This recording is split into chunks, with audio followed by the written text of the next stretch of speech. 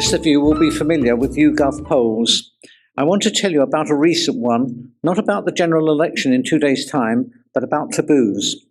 It found that physical health, 62%, marriage and relationships, 50%, and death, 49%, are the issues that UK adults find most uncomfortable discussing with friends and family.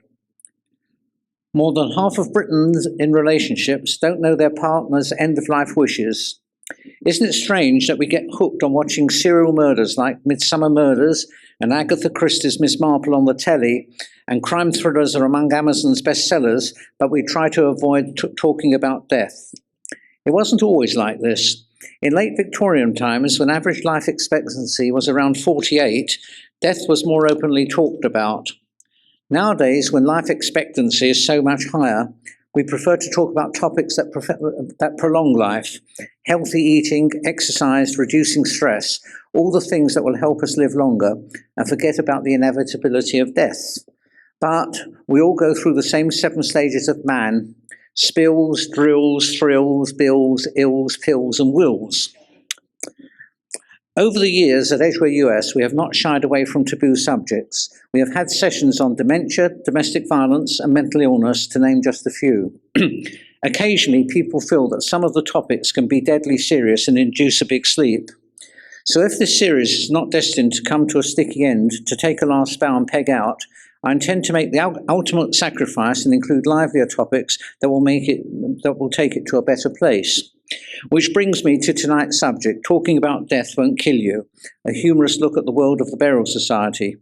Our guest speaker, Melvyn Hartog, who has been the head of United Synagogue Burial since 2002, says that his talk will let us see the light-hearted, beautiful and dignified side of an inevitable journey. He previously spent 20 years in financial services, as well as service in the Royal Navy, which I have already mentioned. He was a prison chaplain for over 20 years and is a member of the Home Office Burial and Cremations Advisory Committee. I'm sure that we're going to get fascinating insights into the US Burial Society tonight. As one elderly person who saw an advertisement for a burial plot was heard to say, "This is the last thing I need," Melvyn will confirm that it is.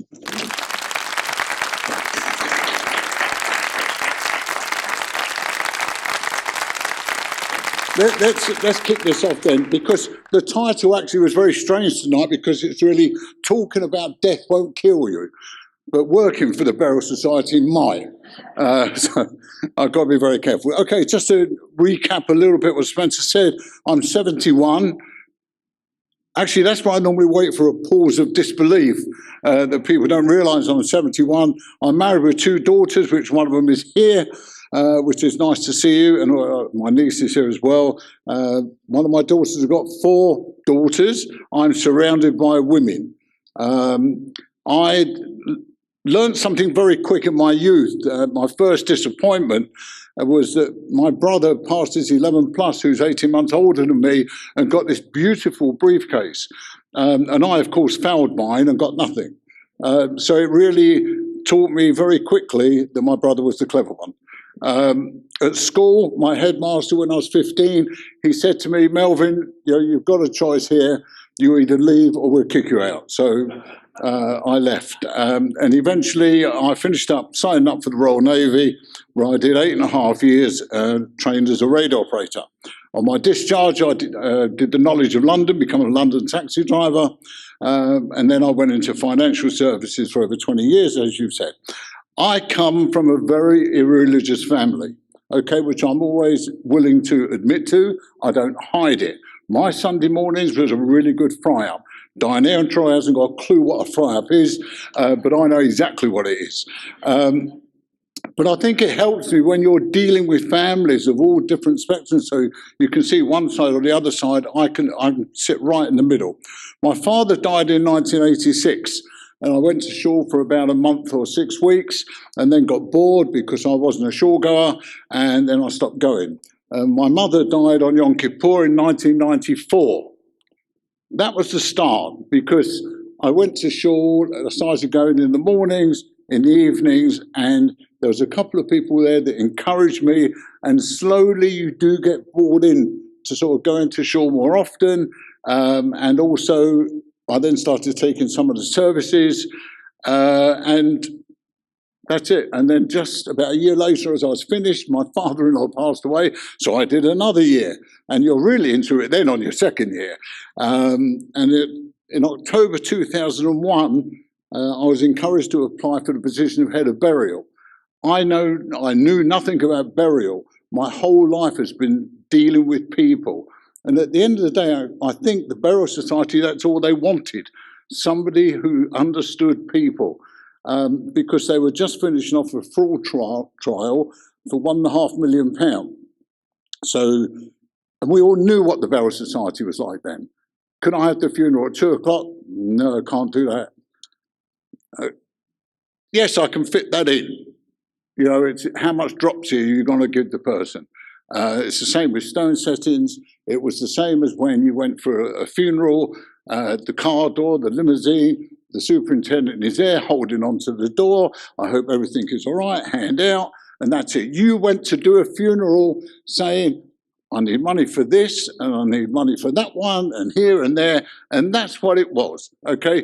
The first thing I did in the first week, I made it a disciplinary offence to take a gratuity. We increased the bearer's salary to take that into account. I wanted people to go to a funeral or a stone setting and just worry about their loved ones. That to me is the most important thing. So what are we all about? What is the United Synagogue about?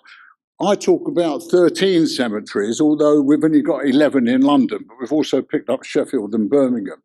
So most of our cemeteries, apart from Dover and Aldershot, are within the M25. The four main ones, what I call operational, is Waldham Abbey for the northeast of London, and we've got northwest, we've got Bushy, we've also got Willesden, and we've got East Ham, but they do very few funerals. I'm responsible for a budget of around £5.1 million. Okay, so we do talk a lot of money, but what is our job? There you go. Our job is to actually, apart from, let's take looking after families away, our job is also to make money for the organisation. Because the United Synagogue has got to survive. They can't survive just on your shul fees. So they have to make extra money. There's two departments that make money. That is kashrut and burial, okay? So I'll come on later, how do we make money? We've got just over 60 staff in the Burial Society, with all the cemeteries. Everything is in-house. When I started, they outsourced everything. I bought everything in-house, so we bought our own ambulances, and we've got our own drivers and everything else. Our coffins, we get them from Newcastle, and they're made of paper, but we don't tell people because then they say, can I have the Telegraph? Can I have the Daily Mail? So we do it. So we do it in 2018, we did 844 funerals. In 2017, we actually did 908, so we had a drop. And for 2019, we are projecting 800. We've got another drop. Now, when you pay your funeral expenses scheme, it goes into this huge pot. When somebody dies, we take out of that pot currently £3,500. So if we are down 100 funerals, we're down £350,000. That's how our budget is affected. Now, don't believe everything you hear that I go around to nursing homes and open all the windows in the winter. Although my mother-in-law has just gone into a nursing home, at least so I've got an in to be able to go around visiting. Okay, so what do we do? Actually, when I think about it, the Federation do less than 200 funerals and it does do less than 100. We are the largest in Europe. There's no question, there's not another organisation to touch us. So when we get the first call, we have to decide, is this person a member, where they're a member of, have they got a reserved grave, are they going to be buried what we call rotation burial, which is the next death, next burial. So that is all being taken care of. Then we have to arrange for them to be picked up by our ambulances. This is obviously if it's during the day and everything else, and they've got all their paperwork. So the most important people are going to come into the equation now. And the most important people we have are the Chevra Kadisha. Now, Edgware is blessed with a very, very good Chevra Kadisha. Okay, to me, they are the most important people in the world. To me, they should be on the highest platform that we have. Reason being, they don't look for things. They don't look for payment. They come, they get a call, they come, they do their job, and they leave. I term them as really the burial SAS. No fuss.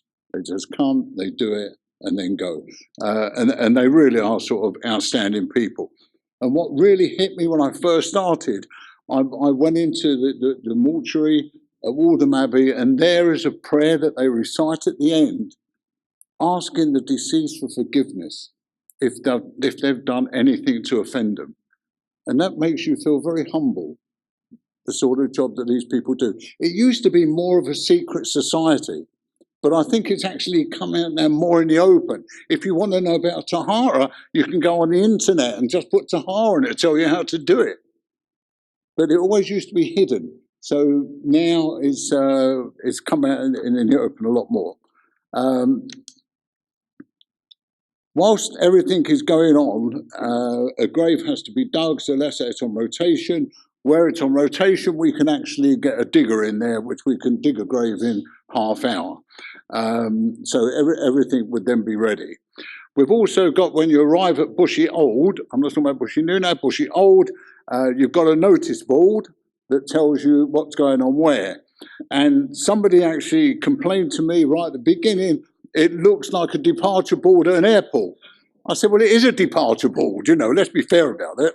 And it was very kindly donated by Helen Abrahams and her son Lincoln, who died in the tsunami in 2004, which was sort of, you know, really sad. Also near there, we have a defibrillator, which some people might think it's a bit late, but it's, you know, really for visitors.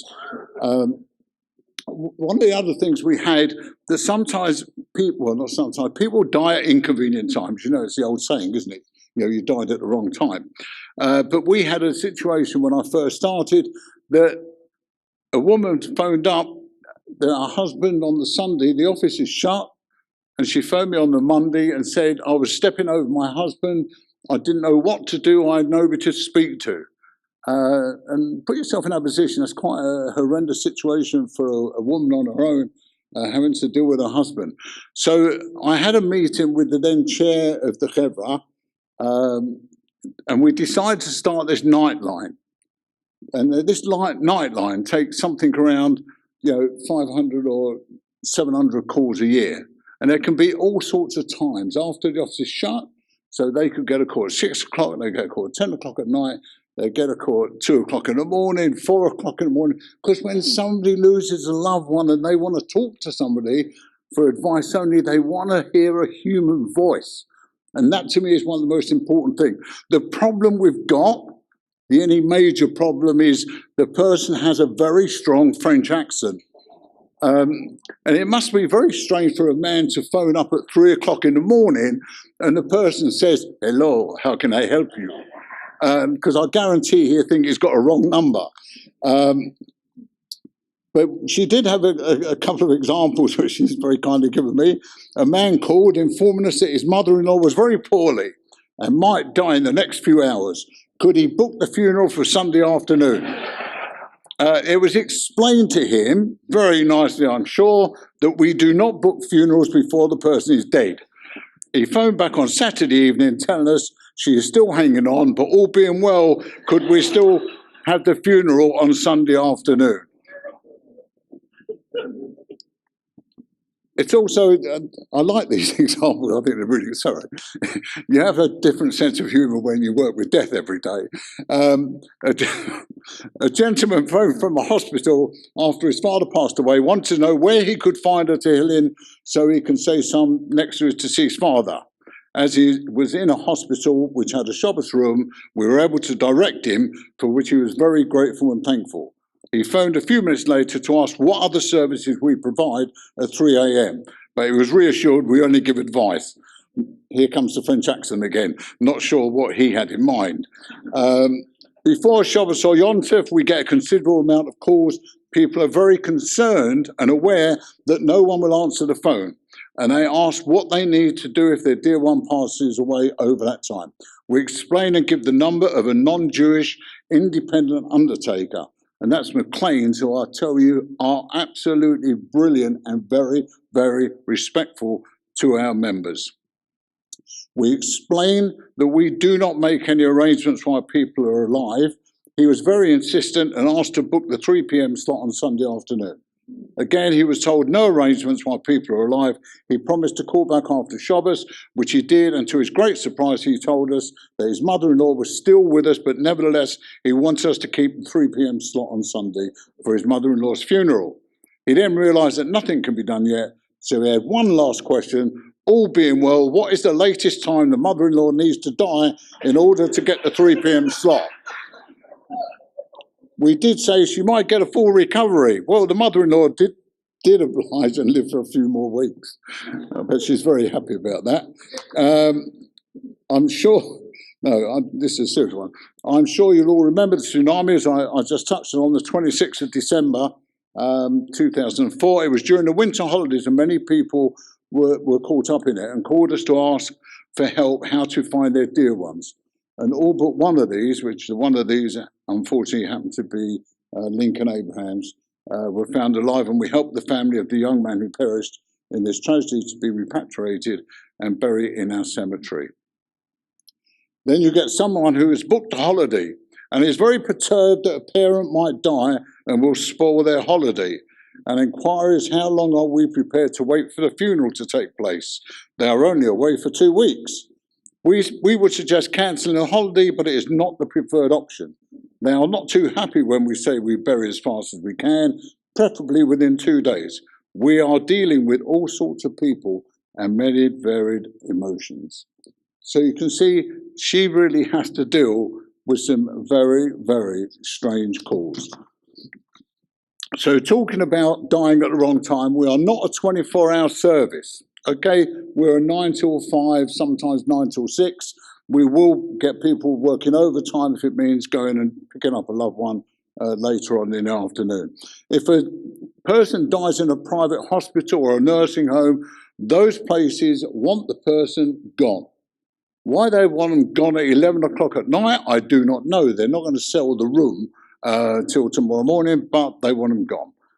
They will not let them stay overnight. The home or hospital will normally have a local undertaker to do this work, and there is a charge to the family. Now, sometimes, obviously, I get complaint saying, I've paid all this burial money, why am I paying this £250 or £300 to this organisation to take my mum out?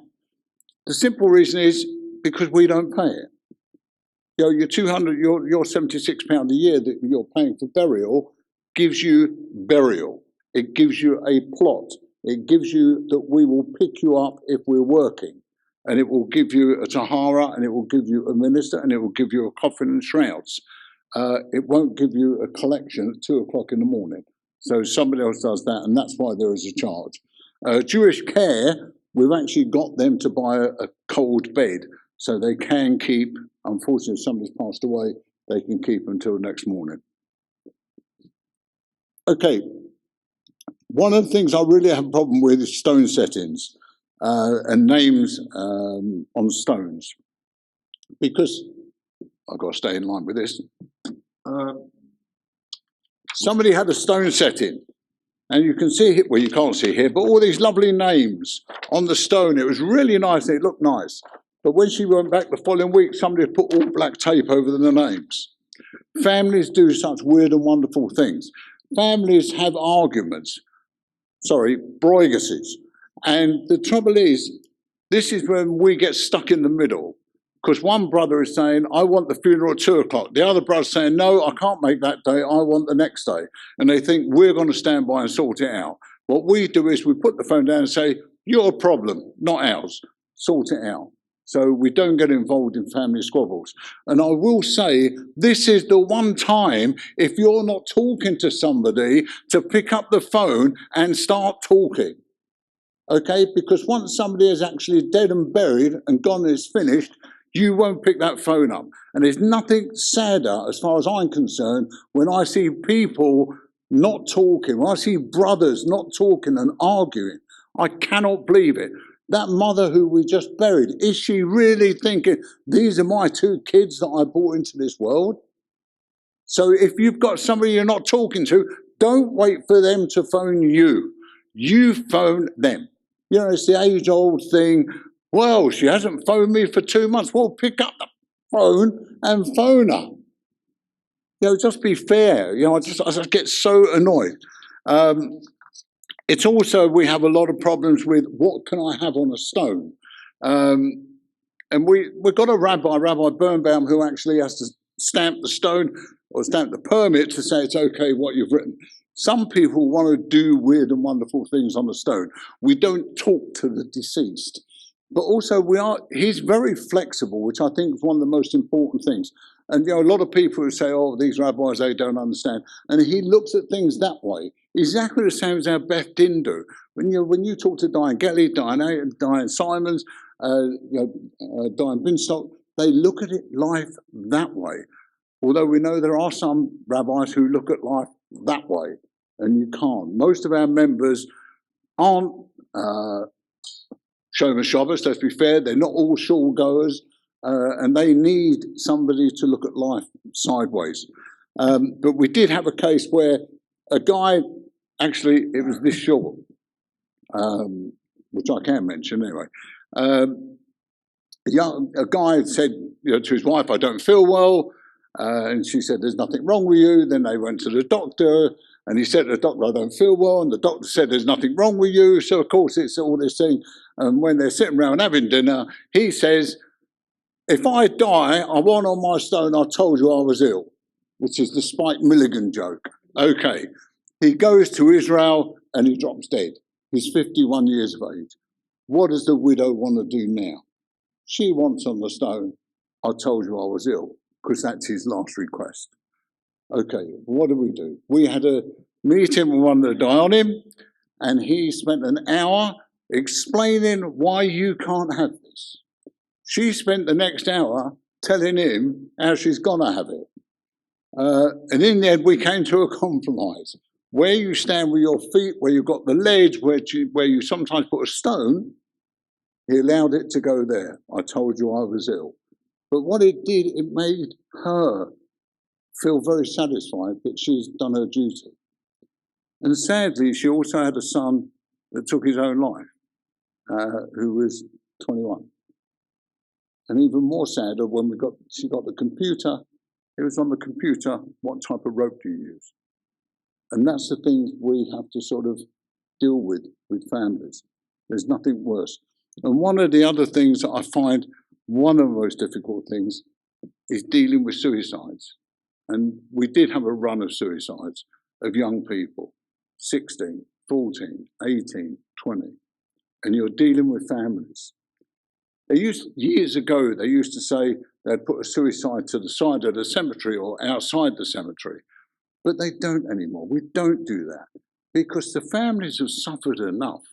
We're not going to say, oh, well, as your kid commits suicide, he's got to go out there.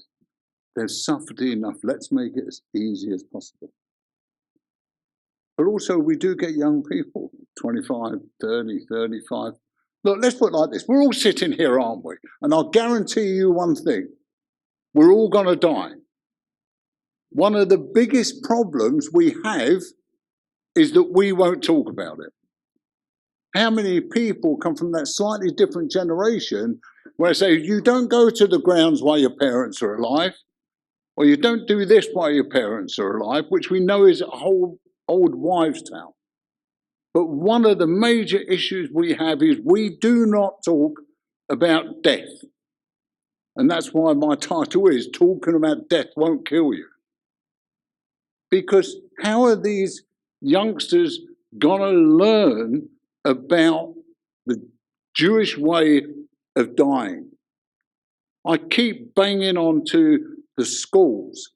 Bring your sixth formers to Bushy. Let me talk to them for an hour. What we do. What happens when somebody dies? Because one day your children or grandchildren will see you sitting on a low chair.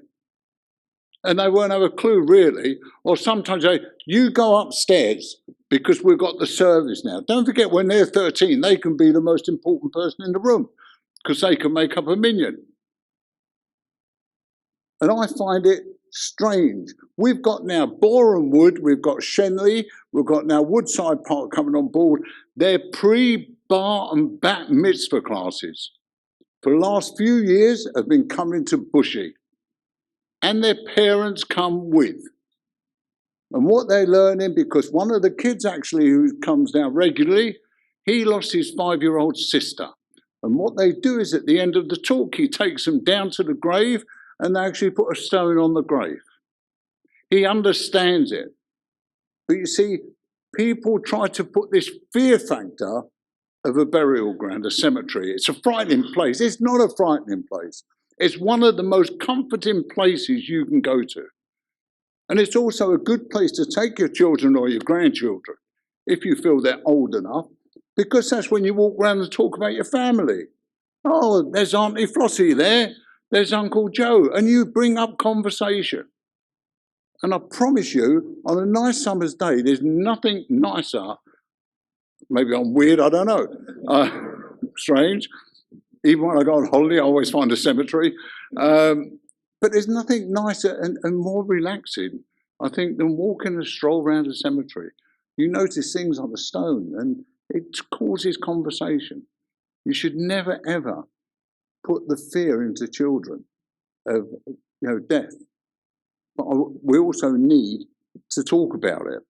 Okay, let's get rid of a myth. Excuse me. Okay, I've paid a fortune into burial is a call I get quite a lot. And then I say, oh, no, you haven't. Now we're in pantomime season. And they go, oh, yes, I have. Okay, so if somebody started in 1949, how much has he paid into burial? Any guesses? Guesses? Anyone? Sorry? 3.5 grand. 2.5 grand. Sorry? 5 grand. Okay. Going well. Oh, come on. Now you're taking the what's it now. We ain't that good. Okay. Any more sensible? Quite. No, sorry. Okay. I'll tell you what you paid in. You paid in £1,545. Okay. Now, to get a cremation today is just over 4 grand. You can't get a burial. So we, as a burial society, we have to make money from other ways. So how do we make our money? And I know there's a lot of, not complaints, sort of raised eyebrows when we say, okay, you want to book the stone set in. If you want a Sunday, it's £180. If you moan, have it during the week. It's £90. Simple as that. Everyone wants a Sunday. I always say to people, if you've got a terminal illness, book the stone setting. Sorry, that's my actually, sometimes I normally start the evening by saying, if I say anything to offend anyone, I apologise now, but I'm about half an hour too late. But I do. I tell it like it is. You can't skirt round death. Okay? So if you've only paid in £1,545, that's from 1949, because don't forget, some people would die after a year. So what they paid, £76. And we're going to bury them. Very nice. There'll be somebody who's lived or been a member 50, 60 years. So they've paid at least a little bit more into it. So we have to make money. So we charge for the stone setting. We also charge when the spouse wants to reserve the grave next door. Okay, the minimum we charge for a reserved grave is for a select grave is £1,400. But what we do for a spouse, we reduce it to £250, which we think is fair. Because next time when the second death occurs, With that, it's a lot harder to dig the grave than it is the first time round when you can get a digger and it takes half hour. Because some of them we're digging by hand, we can take up to 4 hours. Okay, we also make money from people saying, I don't want to get buried there with those. I want to get buried near the prayer hall.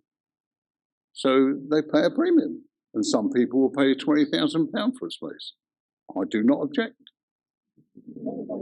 Not at all. And what I think when you do that, when people, there was a woman from St John's Wood, and I think many years ago actually, and she said, Mr. Hartog, I must have a pathway space. I said, is there any reason you want a pathway space? He said, yes, I don't want people to bring earth back to the flat. If that's her, Mr. Garth, who am I to complain?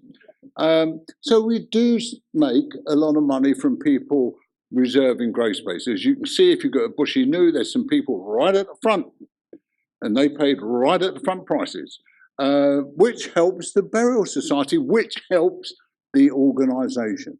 That is my main driving thing, is to make money for the organisation that can carry on doing what it needs to do. But it's also helped to beautify the cemetery. We're about to, oh no, I won't go and take that. Okay, so where else do we make money? One of the big things also is maintenance.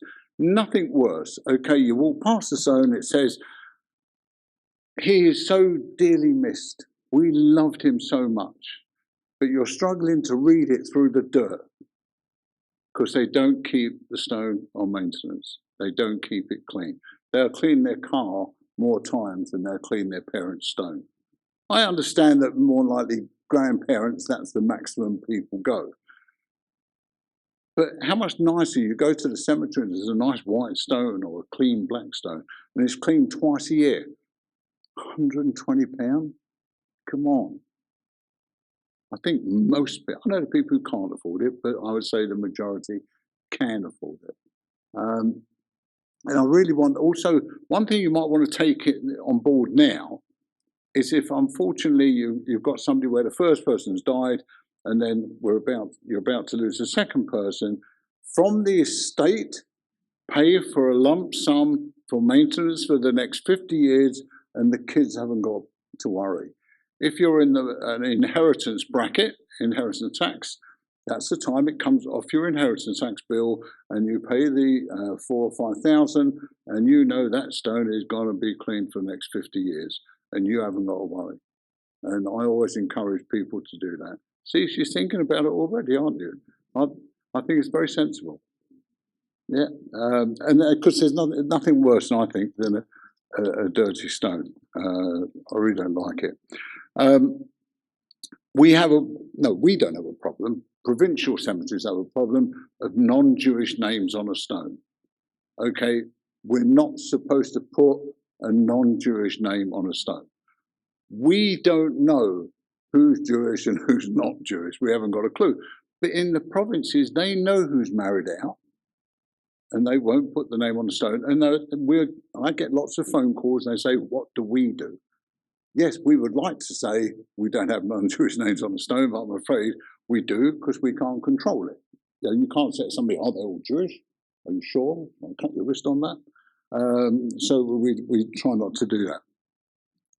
It's when we've done that part with the stones and everything else, we really want to sort of like look at the maintenance, as I say, not just keeping it clean, but go further afield. I just, with Bushy New, we had something happen that I've never done in my life, and hopefully I'll never do it again, is that we got a call from the Imperial War Museum to say they had remains of, which was found to be 6 Holocaust victims that were found, the remains.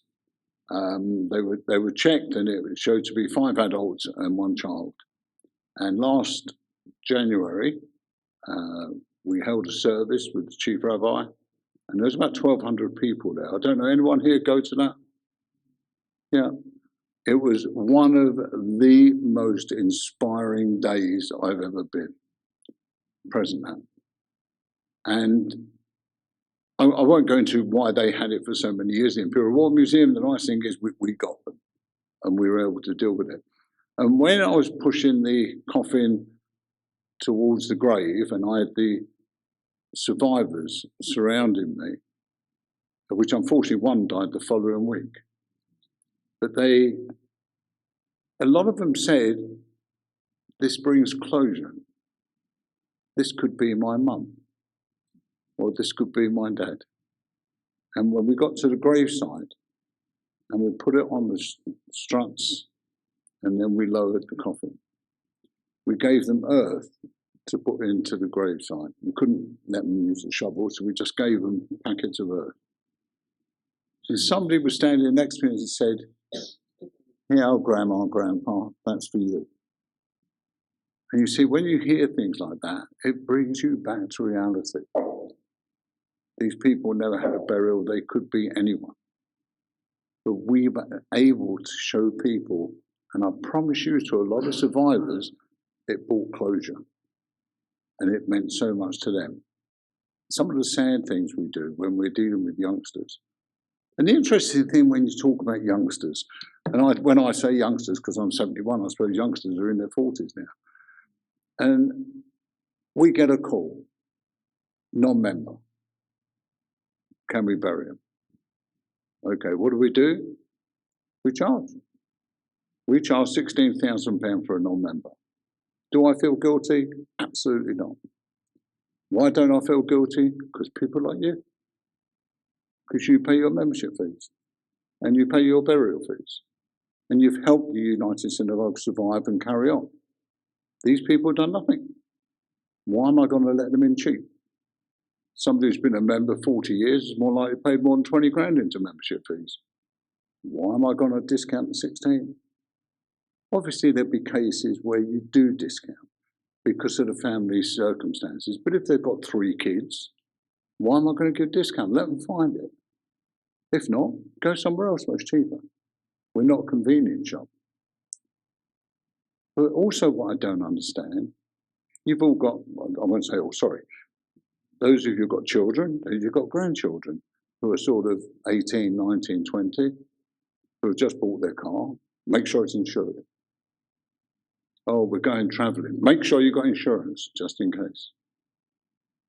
Or we're doing it. Make sure you've got any insurance you need.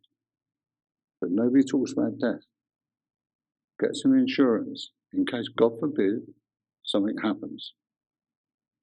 And we've had cases where people have died abroad, they've fallen down a mountain, fallen down a hill, and we bring them back in a coffin. I have to then sit down and talk money to these people. Why am I put in that position? I shouldn't be, it's wrong, because it's not my duty. But I have to sit with the family. How can I, look, if we get a 21-year-old, under 21, they come under the parents. So that's not an issue. But say they're sort of 25, they've committed suicide or whatever. I can't charge the family 16, and I won't. But what I do say is I expect them to give a sensible donation. But I leave it up to them. Because you know what? I'll sell some grave spaces and I'll make money that way. But what I don't like is when I've got somebody of 45, 50, who had no reason why he didn't join the burial society. It was either laziness or I used to be a member, but then I had an argument. Or we went to reform, but I don't want to get buried reform. Not our problem. But I do sit with families and I take them through every step of the way. And the same as the office. They also take the brunt of the first phone call. I normally come in when it sort of just needs that little bit more of a shove to sort of make the people understand where we're at. But it really is, I find, one of the most rewarding things. People say to me, why are you retired? I'm 72 in a couple of weeks. Why would I retire? I absolutely love what I do. In 19 years, I start my 19th year next in a couple of weeks. This has been the best 19 years of my life. And I've had some exciting times in my life, especially in the Navy, but we won't go into those stories. And I want people to sort of you get one message from here. If you don't do anything and somebody dies and is not a member, the family might be making a bar mitzvah. The family might have just paid for a holiday. The family might have had to do some other things. They might be moving house. And this person who was too bloody lazy to be a member is going to put a kibosh on the whole lot. Because now, and then how they say, well, if I'm dead, I'm not worried. No, you wouldn't be worried. It's everyone else you leave behind's got the worry. And again, why are we going to give it cheap? It's not fair to you. You're paying your whack. Why shouldn't they pay their whack?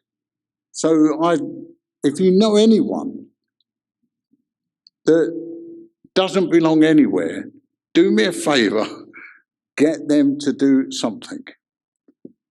An interesting thing we had,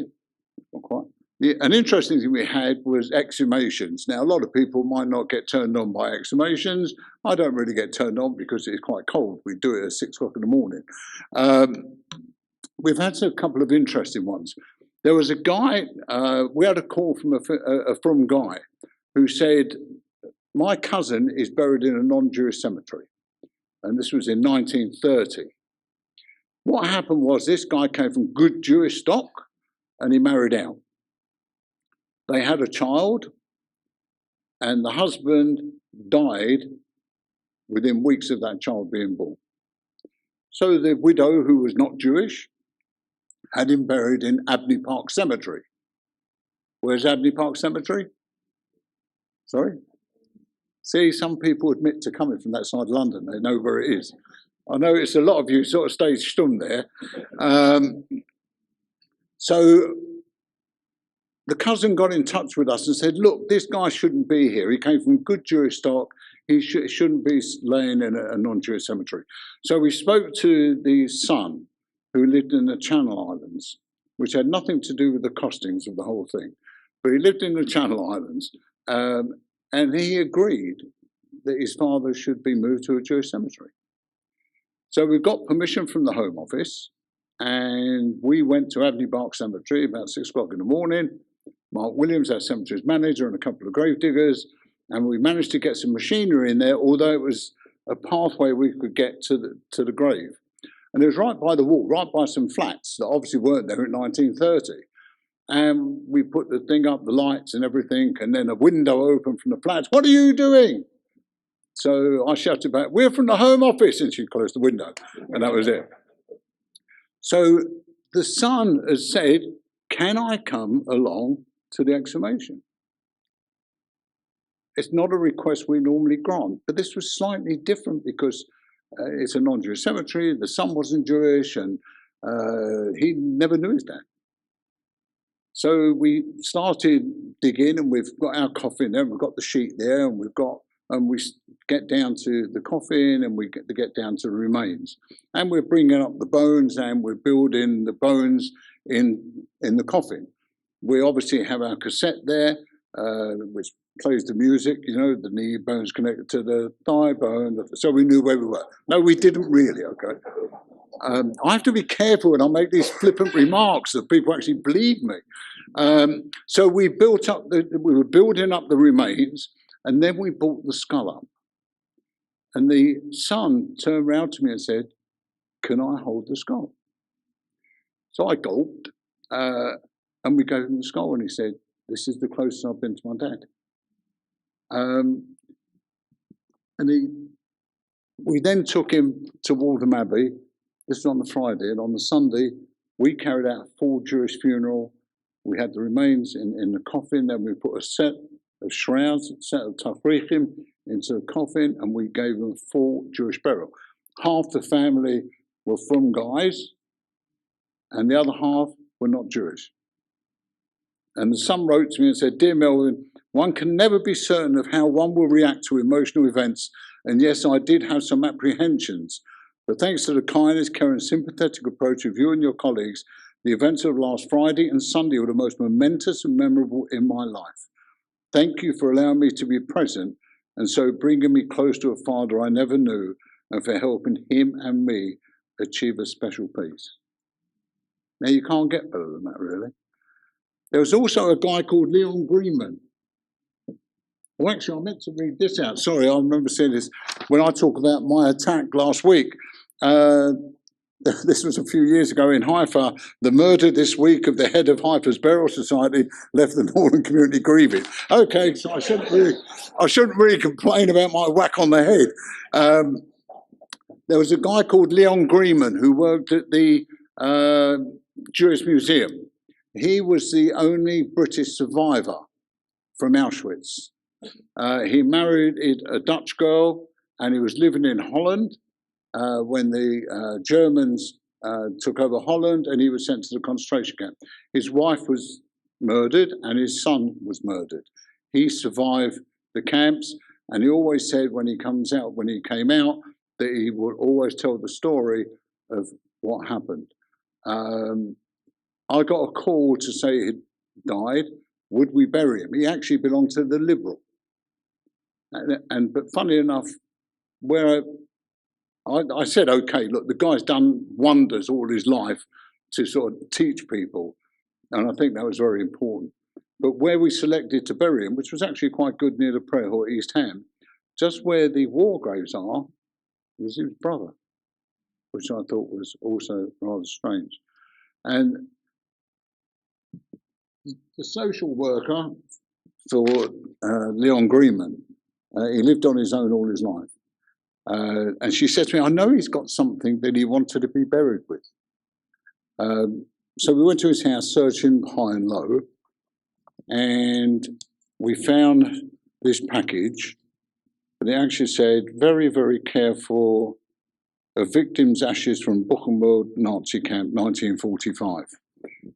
And it actually said, when Buchenwald concentration camp was liberated by the Americans, General Patton's Third Army, on April 11, 1945, I, Leon Greenman, Auschwitz survivor 98288, was wandering about the campgrounds when I came across the ovens in which were remains of prisoners cremated. Behind me where I was standing were 4 large wooden containers filled to the top with the remains of ashes of comrade prisoners. I could not help but to take some of these pieces of bone, almost ashes. It proves the truth of what went on in these Nazi concentration camps. Leon Greenman, Auschwitz survivor 98288. And so when we opened it from this brown package, there was a small box. When we opened the box, there was ashes and you could see little bits of bone, and also there was a strip of the blue and white uniform. When I held that, I had this coldness go down me, knowing that somebody had actually worn this in the camps. It was more likely cremated. So what we did, we actually went back to his grave, this is a couple of months afterwards, and we dug 2 foot down into the grave. And we put this box and we buried it with Leon because that's what he wanted. And actually, there's a small stone on the front of the stone saying that these remains were buried with Leon. And again, that's one of those stories that you feel it just hits you. One of my heroes was a guy called Harry Himes. We know Harry Himes.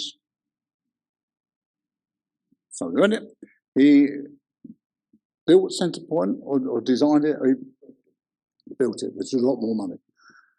Very nice English guy. He's not English, he's Jewish, but he's a very nice English type guy. So he wanted to get buried at Willesden. He wasn't a member, which pleased me even more. And he wanted to face that way. We were burying everyone this way. So he bought right at the front. And I said, well, Harry, I didn't call him Mr. Hartog, actually, I got to know him, so I called him Harry. He called me Mr. Hartog. I said, you're going to have to buy 2 graves because we're obviously going to go that way, which is taking up 2 grave spaces. He went, okay. As he left £500 odd million, it obviously wasn't too much of a guess. But it turned out the reason was over there was his parents' grave. and he's had exactly the same stone put on his grave. So unless you know that, you're not meaning it wouldn't register. But when you see it, it's quite remarkable. And when you, I promise you now, as a shul, one of the first things you do when the weather breaks, arrange a tour of Willesden. What we're doing with the Heritage Lottery Fund is remarkable. The whole front has changed. There's going to be a sort of small museum. There's going to be classes. It's going to be wonderful when it's finished. I promise you. Get involved in going to Willesden, and don't forget the charity boxes you see en route. We've only got to make up a few pound on that. But it's a fascinating cemetery. There's so many fascinating people buried there. My favourite stone is Rosalind Franklin. And Rosalind Franklin was correct. She is the one that really discovered DNA. And she died when she was 36. And she's buried in Willesden in the Franklin enclosure. The whole family were communal people. And again, it's great when you read the stone and you understand the family. So we've also got Michael Winner. Why, I do not know. But he actually got buried in his mother's space, who didn't use it. So that was fine, I could live with that. We used to have a problem with coroners, and everyone knows about Mary Hassel. Okay, let me tell you, Mary Hassel is a reformed coroner, and we don't have a problem with that. But one thing we do have is a guy called Shlomo Zanitsky. Now, Shlomo Zanitsky is our middleman for dealing with coroners. So if somebody requires a post-mortem, we speak to Shlomo, who will speak to the coroner. And the first thing he says to the coroner, would you accept the findings of a scan to save this person being cut in a post-mortem? Now, interestingly, we pay for the scan. We spend over £40,000 a year to make sure our members are not cut having a post-mortem. Sometimes they still have to have a post-mortem because the findings from the scan aren't conclusive. So, you know, that will happen. But Shlomo, or is known to the coroner as Sydney, we call him Shlomo, he has saved so many members from having the post-mortem. The guy's just remarkable. And we gave him we had a celebration or an evening reception at the Chief Rabbi's home with all the coroners that could come along, including the Chief Coroner, His Honour Judge Lucraft. And we presented Shlomo with an honorary award from the Chief Rabbi. If there's one guy that deserves any type of gong, it's him, because he doesn't charge us anything. And it's not just us he deals with. He does with the Federation, with the Adus, with the Muslims. They all speak to Sydney or Shlomo. He is absolutely a star, and he does very well from us. So the coroners we don't have major problems with. Our burials in Israel, we've got 2 plots left, 2 single plots, male only. So if you're female, you can't get buried there. We're in 2 minds, do we buy more spaces? But they want the money up front, which would cost us $500,000. So we're not too keen, because it took us about 7 years to sell the 146 plots we bought originally. So, and they are on average now about £10,000 a plot, which is not too bad, it's quite cheap, half the time. We were going to put funerals on the internet, but then we thought you lazy Watsits would sit in your offices and watch it there, so we won't do it. I'm just surprised that nobody's actually asked a question yet. There must be one somewhere. Yes, somebody with a question. Good. Something you haven't mentioned, and please correct me if I'm wrong, that by an Act of Parliament, United Synagogue is required to bury any Jewish person who does not have. Oh, have I jumped in too soon? No, I can carry on. Wonderful. That any Jewish person who passes away who does not have any family or any money, and therefore cannot pay anything, but you are required to bury that Jewish person with the full ceremony as required. Is that correct? Right. Firstly, if there's a person who comes to us with no family, no nothing, Holocaust survivor, or somebody who's got no children or nothing, I promise you, we will bury them. Okay? But it's not an act of Parliament, which everyone else thought it was. So, of course, if somebody phoned the Federation and said, this person's died, here's the phone number of the United Synagogue, because they've got to do it because of the Act of Parliament. Absolute rubbish. Because I went with David Fry and we've checked everything, and it is not an Act of Parliament. So we don't have to do it. If we choose to do it out of the kindness of our heart, because we think it's right, I promise you we will do it. But if that person who's died has got a relative in Raynham or Ballsmore Lane or the Adus, let them do it. And we've now encouraged by meetings with the Board of Deputies and the other funeral organisations to say, come on, mate, take part. I know that we will do the majority because we're the largest. I accept that. Okay, but I want them to take their share of doing a charity funeral. They call it a mace mitzvah. Okay, let them do a few mace mitzvahs in the future. Hopefully we don't have too many, but I promise you we'll never turn a Jew away who's got no resources. People think I'm strange because I say I don't want to be buried in the ground with the worms and I don't want to be cremated. Is there such a thing as a Jewish mausoleum? No, but interesting in Israel, isn't it? In Jerusalem. I don't know. They've got that part that they bury in the wall. They do that, but we don't. I promise you, the worms they're very good to us, and I promise you, they've never eaten anyone alive. It's. I'll tell you something, I'd prefer that to cremation because just in case I wake up, I don't want to be cremated. But I promise you, people, it's interesting you say that, people do have a fear of being buried. My grandmother, her fear was that she would still be alive, and she said that she wanted her wrist cut to make sure she was dead.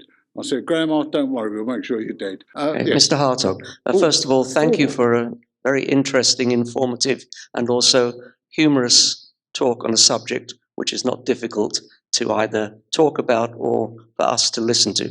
I'd like to just mention something which is pertinent to this evening.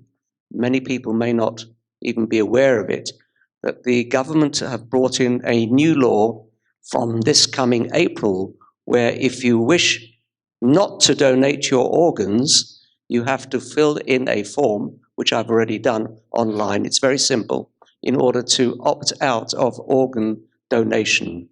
This is something which is obviously personal. Yes, yeah. Indeed. And people should be made aware of it, and possibly United Synagogue might wish to publicise that fact.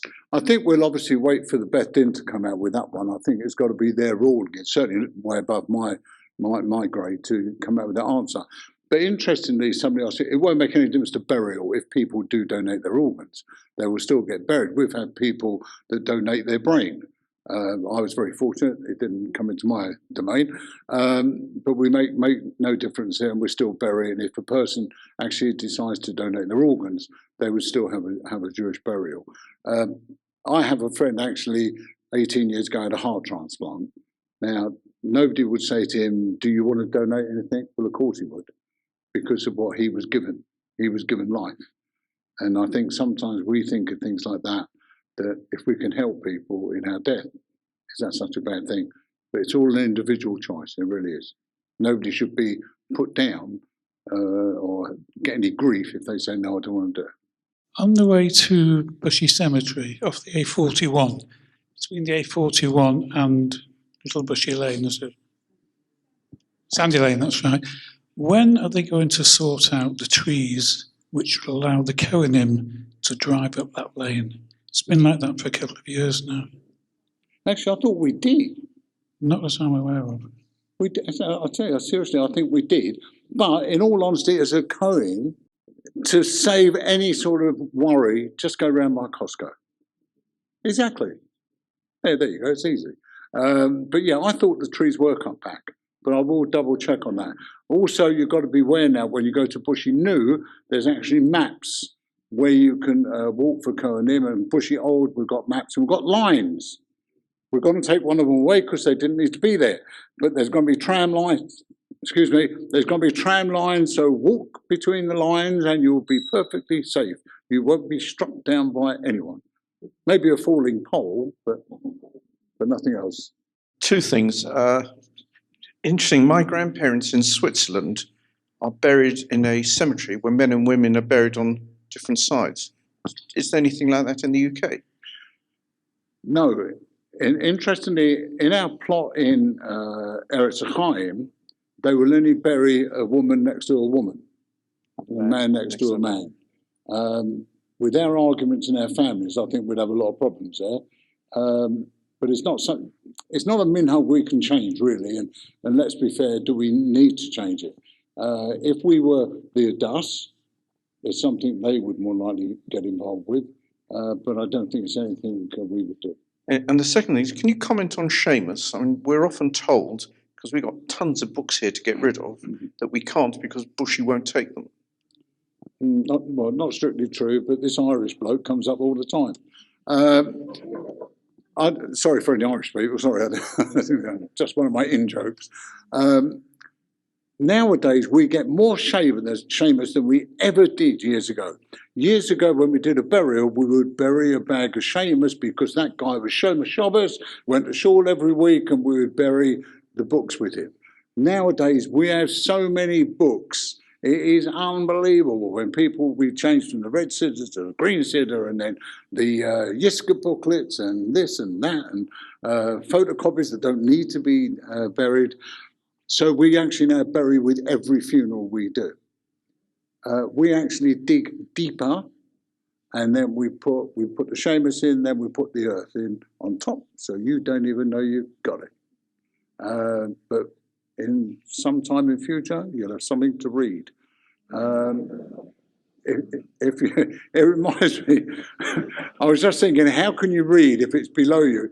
And it reminds me the story I heard where some guy was going around, his mother-in-law just died, and he was really sort of slacking off. He was being really nasty, and somebody said to him, you know, be careful. If you carry on, she's going to dig her way out and haunt you. He said, let her dig. I buried her face down.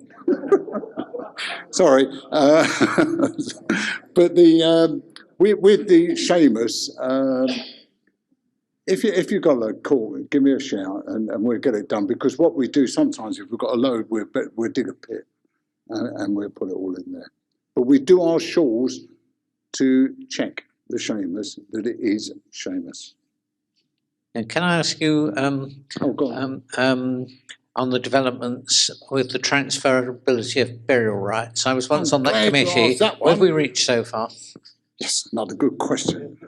Okay, what Spencer is saying, if somebody, let's say, belongs to the United Synagogue and relocates to Brighton and wants to join Brighton Shul and their burial, we will send to Brighton Burial Authority 80% of what you've paid into burial.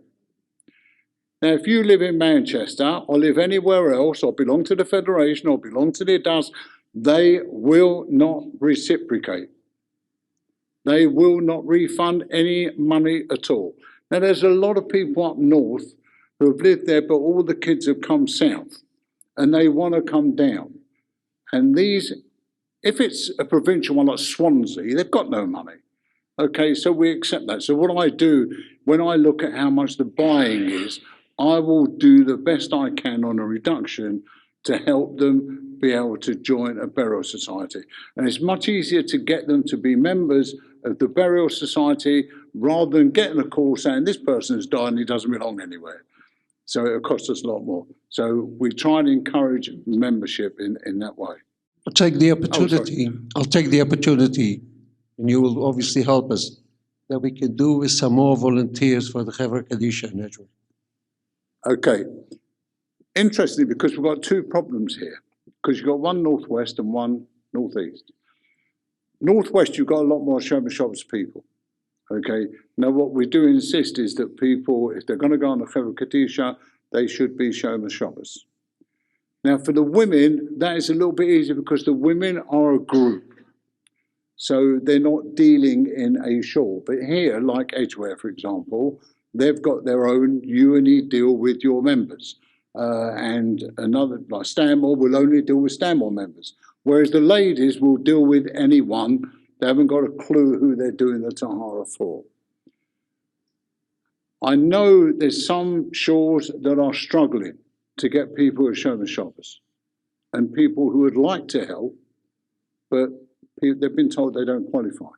So I'm having a meeting with Diane Gelly, because on the northeast side of London, where it's even harder to get Shomer Shabbos people, is that they've allowed people that want to do it, but sort of keep something. They're sort of trying, really, to do the best they can.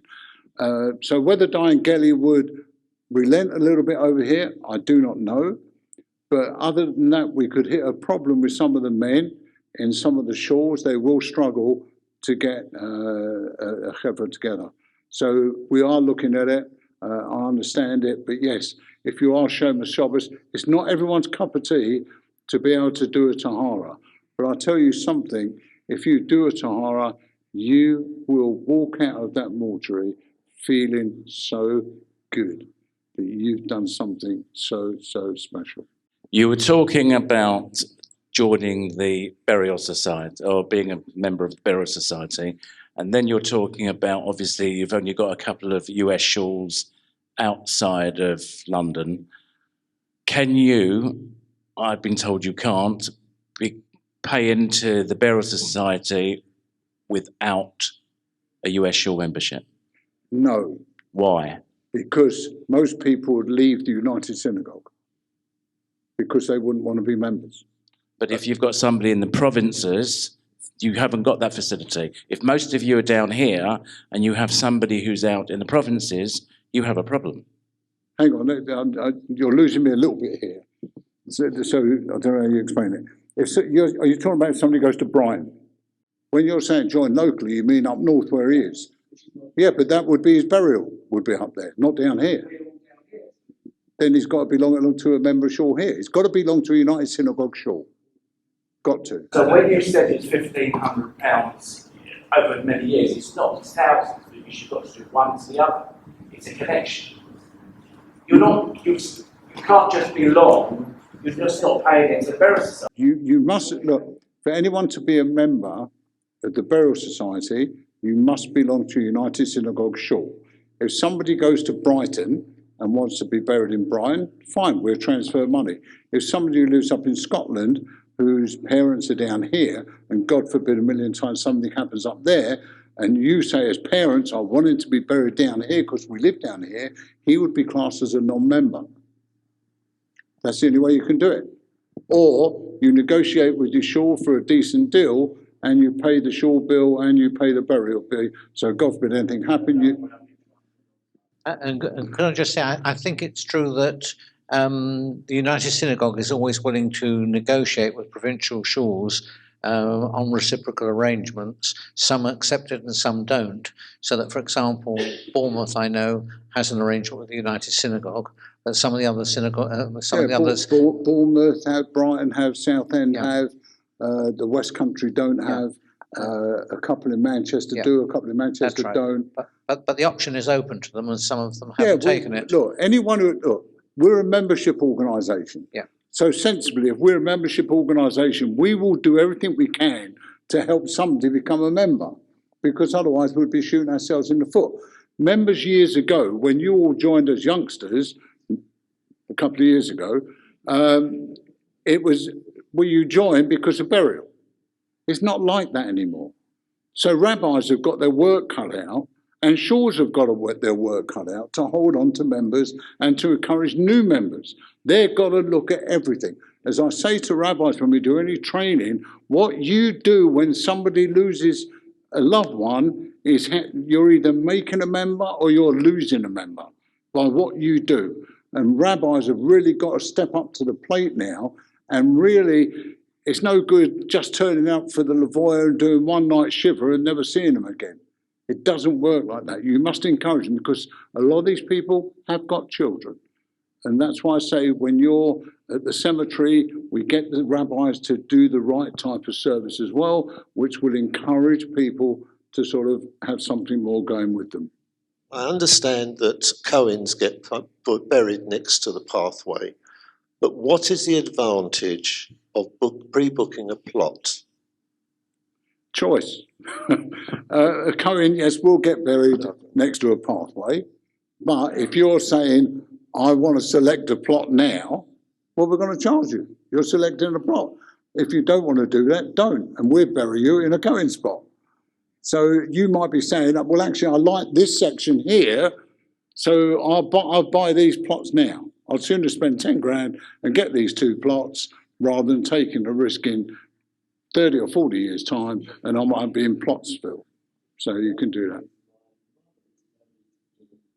And Stock Road. yes, Stock Road, just opposite the waste disposal. Yeah. Refuse collection. I suppose that's another way people go, I don't know.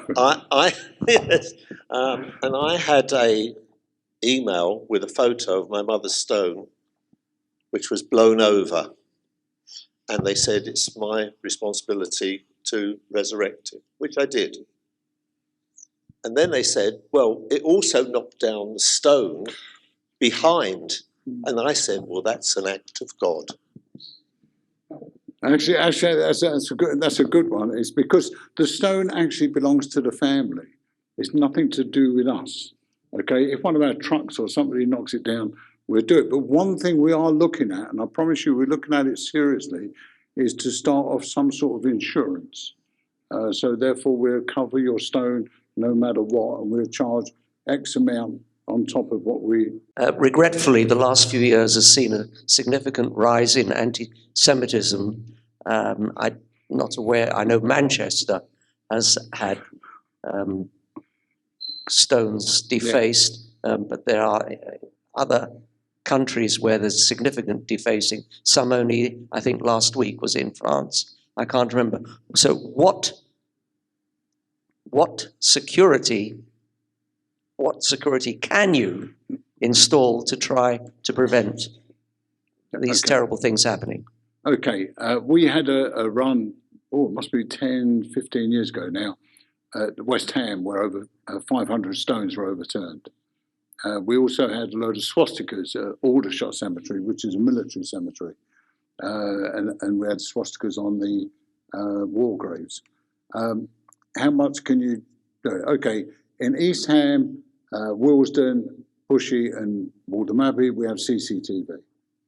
But the disused cemeteries, we don't have any electricity, so you can't cover it. We try to do the best we can because we have staff going in there regularly, okay? But I promise you, if some idiot wants to get in, they'll get in. But thank God, Bushy is sort of out, it's difficult to get to unless you go by car or anything. So you haven't got a council estate round the corner or some pub that they're all meeting at. Whereas a sort of East Ham, West Ham and Plashet is more of a problem. But thank God we don't suffer too much with that. We'll get the odd one maybe at Willesden and we deal with it the best we can. But there are, I know some cemeteries that are getting a lot of problems with this. But thank God we've got people, certainly with all the 4 main surgeries, that people live on site as well. But a good example, Bushy New, okay? Just where the gates are, where you drive into the car park, there's a public footpath and a driveway. And we watched on CCTV when this van reversed up and they lifted the gates off their hinges and they put it on the car and drove out. You can't cover every eventuality, but it's just one of those things. Sometimes you just have to accept. Look, the bloke got into the Queen's bedroom. You can't get a more secure place. So what chance have we got? But I promise you, we do try our best. A little bit of PR work that you could probably do on our behalf. I hit a certain birthday a few years ago, and the next thing I know, I get 10, 12 cold calls every week. Can we offer you life insurance? Me, why? So your family won't have to pay for your burial. Me, have you done your demographics? I'm Jewish. If you phone anyone Jewish, and I believe anyone Muslim, we don't have to pay a penny for our funerals. Oh, I never knew that. So perhaps that's something you could do on our behalf to stop us getting all these calls of people really wanting to help our families pay for our funerals. Bloody hell, I've got enough job on that anyway. Actually, you do pay for your burial, your funeral expenses scheme. But yeah, look, it's just a cold call. These people just do cold calls. We all get them. We all put the phone down. We try not to be rude. But believe it or not, there will be people they phone that do not have cover. The Sephardi's tend to lay their stones flat, and you, the Orthodox, still have them upright. Have you had any thoughts on whether to follow the Sephardi? Because I know up in Birmingham, no, in Sheffield, they share a cemetery, and they've now brought a rule in that all headstones have to be laid flat. The one major problem with having flat stones, as far as I'm concerned, if I'm walking around the cemetery, I can spot things. I can spot names, and you can spot names. If you've got flat stones, you're walking around like this, sort of like looking for a name and looking for a person. And it's not our minhag, it's not our way. It's the same as the Sephardi bury two in a grave. We won't do that. Yeah, there you did. No, there you go. See, you learned something tonight. Tonight was worthwhile to you. But we don't, it's not our thing. And I know Edgware Bury Lane, you've got Sephardi and you've got Reform. The Reform have uprights and the Sephardi have flat. But to be fair, we do charge a tax on stones, okay? But that's another way that we bring money into the organisation. So you order a stone, a percentage of that will be a tax. All right, so hang on, just before I go, I want to thank Spencer for allowing me the privilege of coming here to talk to you. It's taken me 15 years to get here. But I really want to thank you, because I don't care if there's 5 people in an audience. The most important thing is that you understand a little bit more about what we do as your burial society. And also I think it's important that people always say to me at the end, I didn't think it would be like that, because they think it's going to be all sort of tears and sad and everything else. But I hope I've proved to you that really, whilst I'm dealing with death every day, you know, life is fun. If you wake up in the morning, you know what? You've had a result, because the day you don't wake up, that's it. There's no second chance. This is not a rehearsal. And don't forget, if you've got a member of your family you are not talking to, give them a call. I wish you a very, very happy 2020 in the non-Jewish world. And you should only have good health. For you here, I won't say that to everyone. No, that would be wrong. I really do wish you good health. And from your children, you should only have knuckers and you enjoy your life.